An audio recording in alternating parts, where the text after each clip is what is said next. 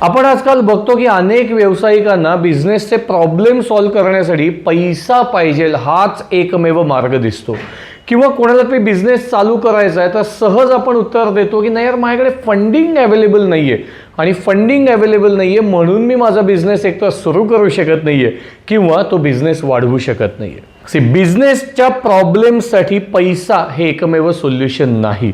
Business चालू करण्यासाठी पैसा लागतो का तर निश्चित लागतो, पण त्याच्याही पेक्षा जास्त प्रमाणात तुम्हाला सिस्टीम्स, स्ट्रॅटेजी आणि या सगळ्या गोष्टींचं एक्झिक्युशन लागतं। तर मग जास्त रिसोर्सेस असतील म्हणजे माझा बिझनेस वाढेल हे चुकीचं गणित आहे, ते प्लीज मनातनं काढून टाका।